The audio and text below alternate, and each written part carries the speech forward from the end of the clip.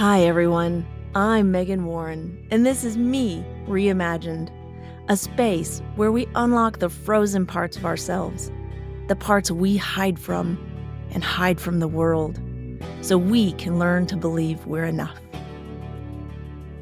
This is the 5th chapter in an 8-chapter series on self-forgiveness and how that relates to feeling like you are not enough. In the last 4 chapters, we explored the coping strategies we use to protect ourselves: blame, the magic formula, language, and punishment. We looked at how we need to forgive ourselves for using lousy strategies that don't actually get us closer to meeting our needs. Join the Me Reimagined Facebook community and start sharing what resonated with you from those episodes. When you join, you get access to a free gremlin exercise to help you get clear on the messages that are directing your story and how they impact your life. You can find the link to the Me Reimagined Facebook community group in the show notes. In this chapter, we look at where self-sabotage comes from and what it does to our lives. Jamie Kern Lima, who recently put out a book called Worthy, and James Clear, who wrote Atomic Habits, have very similar and related quotes. Jamie Kern Lima says, "In life, you don't soar to the level of your hopes and dreams. You stay stuck at the level of your self-worth. You don't rise to what you believe is possible. You fall to what you believe you're worthy of." I have found this to be very true in my own enoughness journey. James Clear says, "You do not rise to the level of your goals. You fall to the level of your systems." This is also true in my experience. I think about losing weight and going to the gym. When I was younger, I didn't put systems in place, so I yo-yoed in both weight and physical fitness. Put the two quotes together, and you see that self-worth, that feeling that you are enough no matter what your external circumstances are, is critical for setting goals and creating systems that reflect your innate value, not your self-doubt. This is what helps you rise to your potential. When you don't believe in yourself, you end up sabotaging your outcomes. What's interesting is that a lot of people like me may have self-confidence, but not self-worth. For a long time, I was confused as to how I could feel so arrogant, believing that I was better in some ways than other people, while simultaneously believing I didn't have any value and it was my fault. For me, not good enough manifested as a paradox that probably confused people. It certainly confused former partners who I really sympathize with now, because if I couldn't get a handle on it, how bewildering must my behavior have seemed to them? It was a general feeling of not good enough. There's nothing special or good about me. In fact, someone might say, "Oh, you are a great person," but I couldn't receive it. I'd shrug it off, and then I'd assume that their standards were low, or that they were blind or biased. But I covered that feeling with an arrogance. I'm so special, more special than others. I'd compare minute details to determine if I was smarter or prettier or more sporty, acting as if I were too cool, couldn't care less, I don't give a fuck. In fact, there are actual videos on how to give no fucks or no fucks given. But who the hell wants that? I mean, I don't know about you, but everything that is worth keeping, that inspires me, that makes me feel like I'm flying, I give a whole lot of fucks about. I don't want to give no fucks. The word fuck itself is significant for me, both for how much I use it. There's literally not another word that covers our entire gambit of emotions, from rage, fuck, to amazement, holy fuck, to dread, fuck, to get lost, fuck off, to fear, oh fuck, to seduction, which I'm not going to illustrate just now. But do you know any other words in the English language that are that flexible? And it's also significant for me because my mother hates it. So when I say it, It's a small act of rebellion. It's a small act of overturning the box of how women should act. But now when I look back on that paradox, it makes sense. Self-confidence about my skills, well, that was built externally. It came from doing things to refine, to prove my abilities. I went to school and I studied hard. I was naturally athletic and I worked at it in several different sports. So I was confident that I was smart and sporty. But knowing that I was enough as a person, my self-worth, my enoughness, well, that was internally driven. I was confident that I could take a test and pass. I had created those skills in the external world. But if you asked me if I deserved the life that I had, I would have said no. I didn't have the innate value required. I needed to earn them. And of course, I wasn't doing that well enough. Being confident is necessary, but in a way it's superficial. So let's say you're trying something new, something that you're not naturally good at. It's likely that you won't feel confident, and that's natural. If you have enoughness, if you believe that you are worthy, then lacking confidence is not such a big deal. You'll laugh it off and just try again. Or you'll pat yourself on the back for having the courage to try. Without enoughness, however, it's more likely that you won't even try the new thing, or that if you mess it up, you'll punish yourself, believing that you should have been better or more.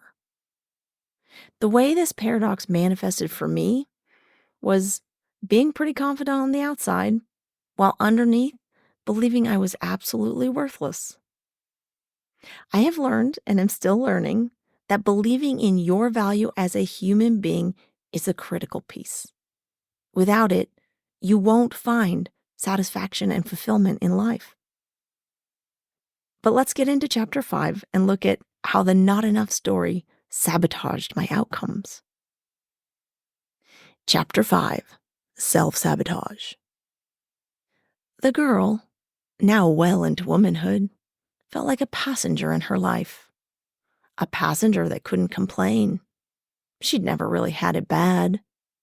Yes, as a child, they didn't go to McDonald's because they couldn't afford it for a period of time. But she always had a roof, nutritious food, warm clothes. If they ate tuna casserole with cream of mushroom soup out of the can, well, that was because they liked it. She'd gone to university, she'd gotten a job, and she'd gotten married to a good man. So why did she continually need distraction from her life? She thought a lot about purpose. She knew she wanted to add value to the world, but she didn't think preparing pitches for new business opportunities for the law firm and designing marketing materials was the impact she wanted to make. She did it, driven by the sense that she needed to prove she was capable, that she could be trusted. She had started many new things, but never seemed to finish them. She got bored about halfway through, and staying power, that didn't seem to be her strong point. She took what arrived. Her boat sailed with the current and beached where it would. She felt like her life choices were following a question. Wasn't there more than this?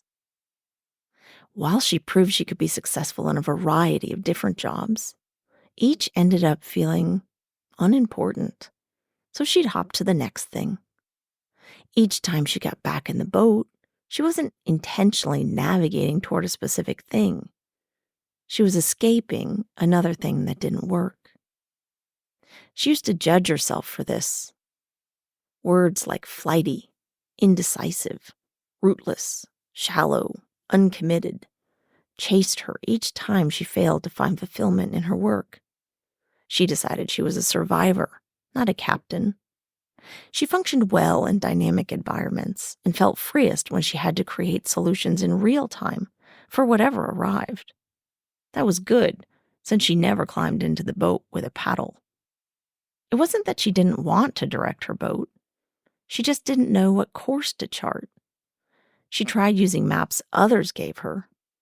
She tried following their paths. She tried sticking to main routes.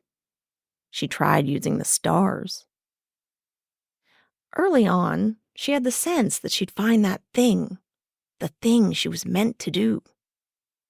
At the time, it was a fun and curious exploration. A guy she worked with actually asked why she smiled in the hallways all the time. She was shocked. She couldn't imagine living a life that didn't make you want to smile. She was an optimist at heart. But as time wore on, and she tried more and more different things, coming up empty-handed, her smile faltered. She watched others her age go deeper and deeper into their subjects, up the ladder of their careers.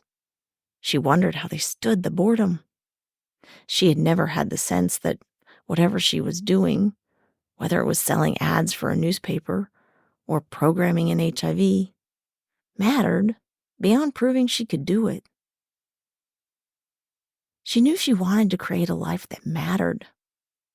But if she didn't matter, and if she wasn't able to influence her life, that learned helplessness monster rearing its head again, she felt in a way that it was impossible. But that didn't stop her from seeking. But the seeking and the inability to get a grip on it, to get traction on her trajectory, that created a level of frustration that led to destructive choices. She felt trapped in her life that she had chosen, her life that looked like everyone else's, about which everyone else seemed satisfied, her life that didn't have any hardship in it, at least not survival hardship.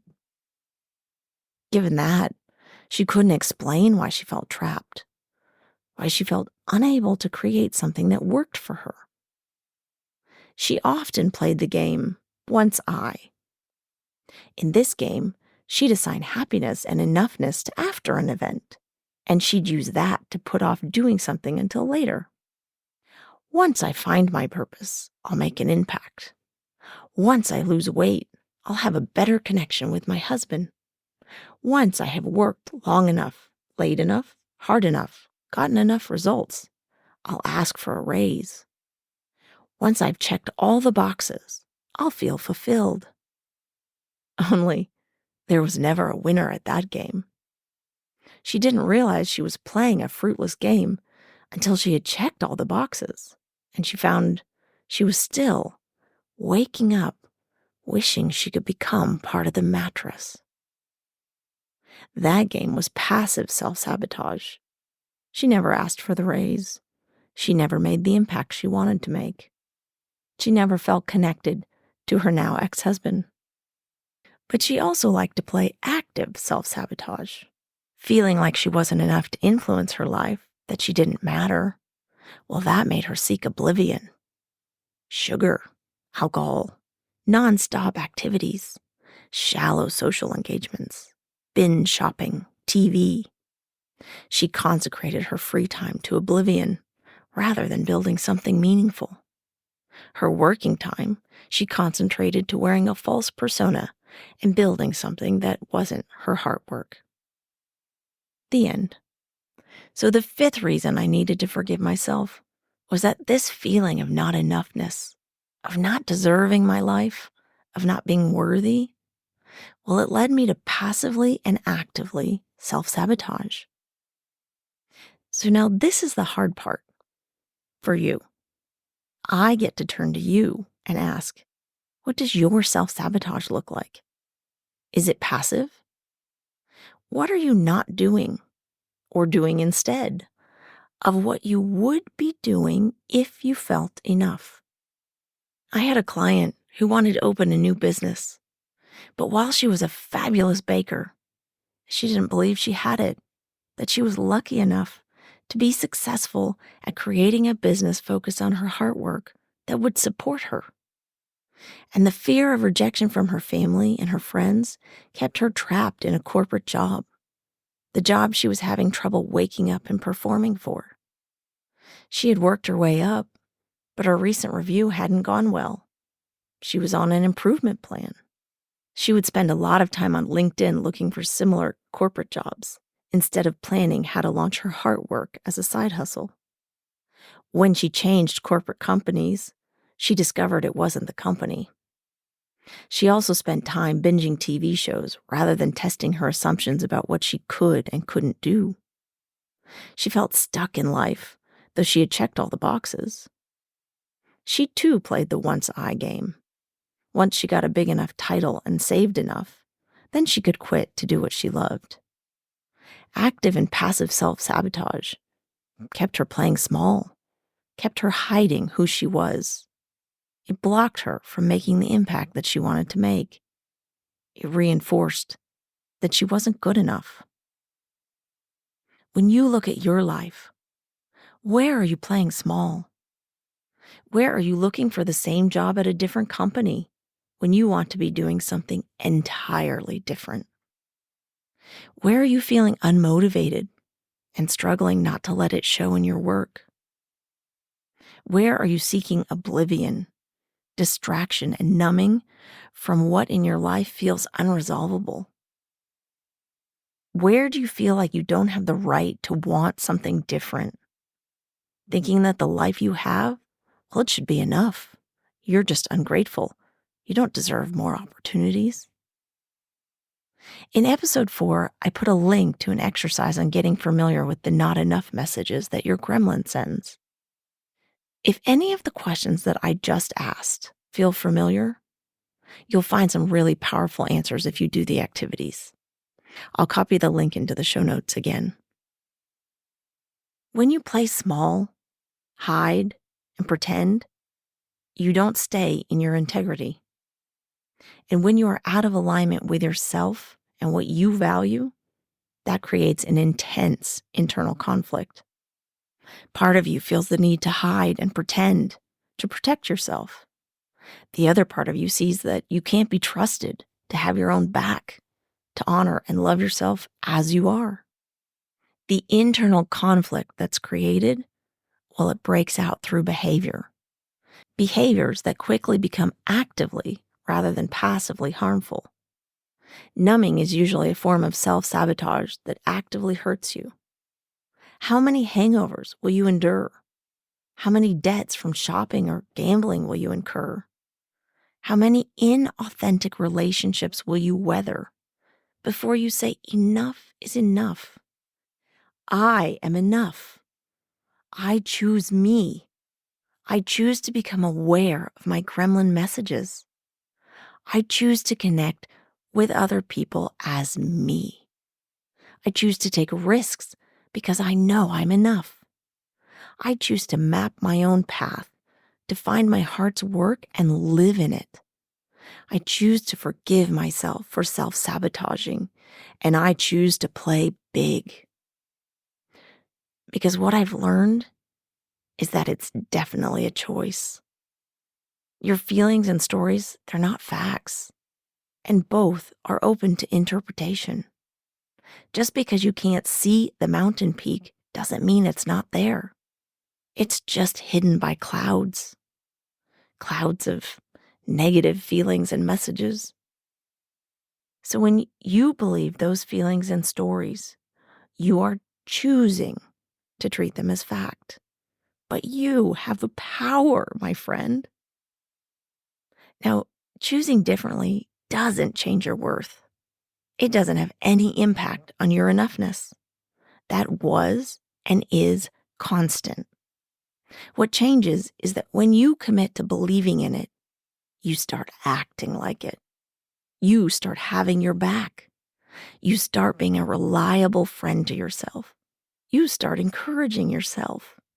You start meeting your needs. You start doing what you love. You start taking risks and seeing them work out. The amazing part is how your whole life changes when you change your relationship with yourself. It's kind of a paradox, though, because it feels like everything is different when you're looking at the world through a lens of abundance, of worthiness, of enoughness. But nothing about who you are has really changed. Your essentialness hasn't changed, but your viewpoint has shifted so dramatically And you begin to make such different choices that you get new outcomes. Your essential qualities, those traits, they didn't change. It's that you can see the value in who you are. The mountaintop didn't change, it didn't move. It's just that you can suddenly see it. It's that your perspective from the peak, it's different.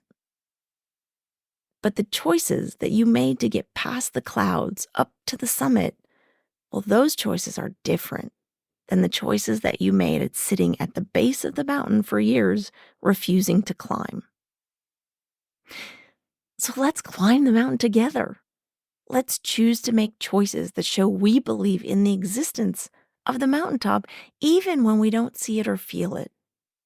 Join the Me Reimagined Facebook community group and find the mountain post. Each time you choose to climb, when you can't see or feel the peak, comment in that thread. Let us celebrate you. Also comment when you choose to stay in base camp. Let us encourage you. Let us use your mirror to shine a light through those clouds. You are so bright. You are magnificent. You are enough. I feel so thankful that you are here with me, trying to climb your mountain each day, even when you can't see the peak. It makes me feel not alone. It makes me feel the power and possibility that all of us coming together in open awareness creates. I also feel thankful for my stepson. He is growing into a beautifully sensitive and thoughtful person. This morning, at the age of 9, he had the sensitivity and foresight to notice where I was in the process of helping one of the other kids get ready, and to realize that if he climbed in the shower, we wouldn't be able to brush teeth before we left. So he left the toothbrushes and toothpaste outside of the bathroom. I feel grateful for the thoughtfulness in his action. I also feel grateful for my puppy. She's been with us for about a year, but it feels as if she's always been with us. The absolute joy that wiggles its way through her body when she sees us is beautiful. Can you imagine how much happier we would all be if when we greeted each other, we wiggled and squirmed to show how delighted we felt to be with each other? I'm going to try that tonight when everyone starts coming home. I'll keep you posted on how it's received. If you found this episode interesting or useful, subscribe to hear the other episodes on self-forgiveness.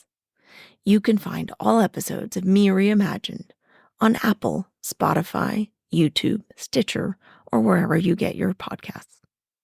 And if you leave a voice note or a comment, I'll reply. With love, until next time. You do not carry this all alone. No, you do not carry this all alone. This is way too big for you to carry this on your own. So you do not carry this all alone.